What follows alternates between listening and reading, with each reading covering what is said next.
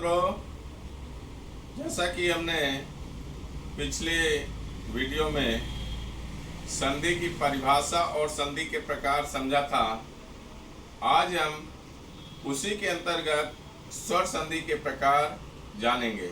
स्वर संधि क्या है यह तो हमने पिछली वीडियो में जान लिया था, लेकिन आज हम पुनः स्वर संधि की परिभाषा पहले जानेंगे, जहां पर स्वर से स्वर का मेल होता है।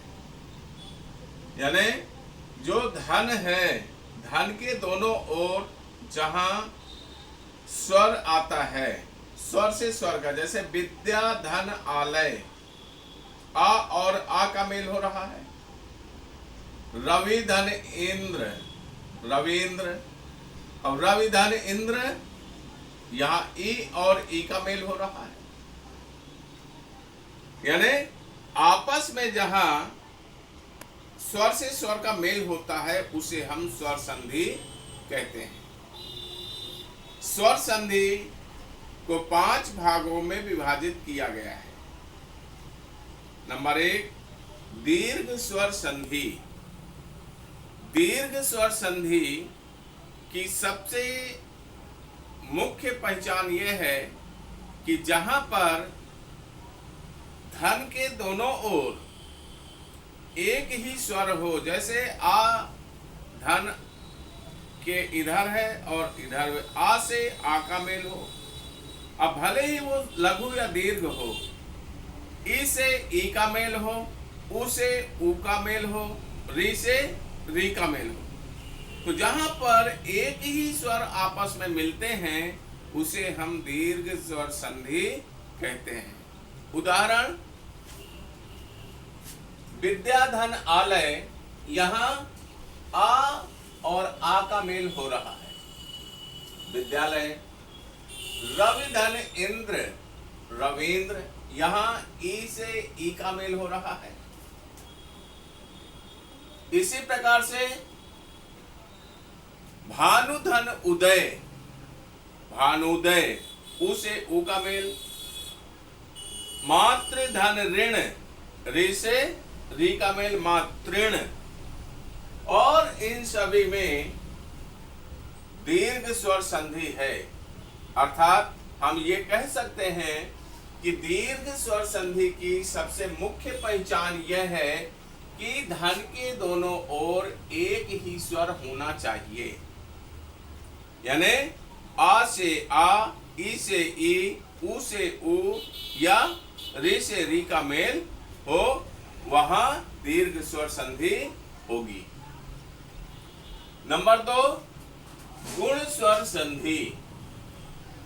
गुण स्वर संधि की परिभाषा यह है कि जहां पर आ के साथ ई ओ री, यानी आ के साथ ई उ री में से किसी भी स्वर का मेल होता है तो उसे हम गुण स्वर संधि कहते हैं।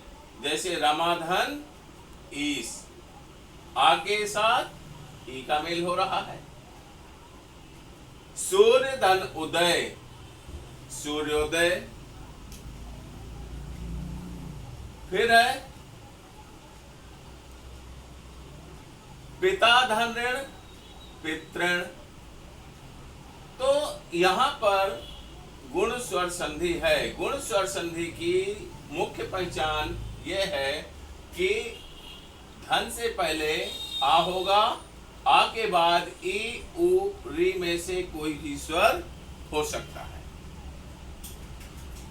वृद्धि स्वर संधि, वृद्धि स्वर संधि में आ के बाद ए, ऐ, ओ, औ में से कोई भी स्वर हो सकता है।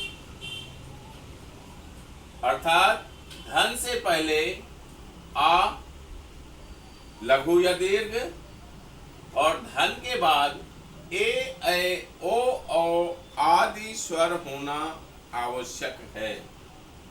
जैसे एक धन एक, यहां एक एक। महाधन औषधि, महौषधि और इसके बाद में यण स्वर संधि।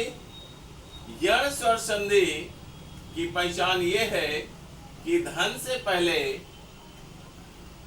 ई उ री, यानी ई उ री के बाद कोई भी भिन्न स्वर आता है वहां पर यण स्वर संधि होती है। जैसे कि सुधन आगत स्वागत, इति धन आदि इत्यादि, मातृ धन आज्ञा मात्राज्ञा, यानी धन से पहले ई उ री में से कोई भी स्वर हो और उसके बाद इधर कोई भी भिन्न स्वर आता है तो वहां यण स्वर संधि होगी। अयादि स्वर संधि। अयादि स्वर संधि की पहचान है कि जहां पर धन से पहले ए ओ औ, यानी धन से पहले ए ओ औ होना आवश्यक है। जैसे ने धन अन नयन, पौ धन अक पावक, नए धन अक नायक, पो धन अन पवन। इस प्रकार से हम यह देखते हैं कि दीर्घ स्वर संधि में एक ही स्वर आपस में मिलते हैं, चाहे वो आ हो, ई हो, उ हो या री री।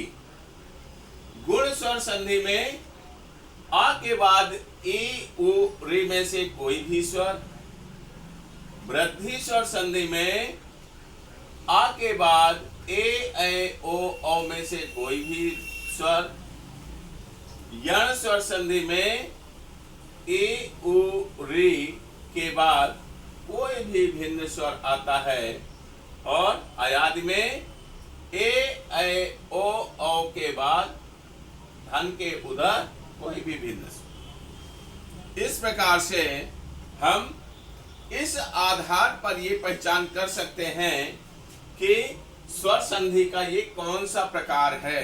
अब यदि मान लीजिए कि परीक्षा में कभी ऐसा आता है महौषधि, अब ये स्वर संधि का कौन सा प्रकार है, तो यदि हमको ये मालूम है कि धन से पहले आ है और धन के बाद औ है, तो ये कौन सा प्रकार है। जहां पर धन से पहले आ है और धन के बाद औ है, तो उसे हम आराम से ये पहचान कर सकते हैं कि महौषधि में वृद्धि स्वर संधि है।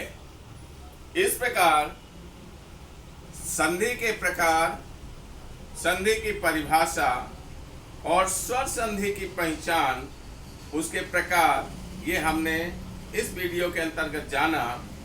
अगली वीडियो हम व्याकरण के नए विषय के साथ में आएंगे और आप मेरी वीडियो देखने के लिए मेरे चैनल को सब्सक्राइब करें ताकि आपको नई नई वीडियो मिलती रहें। धन्यवाद।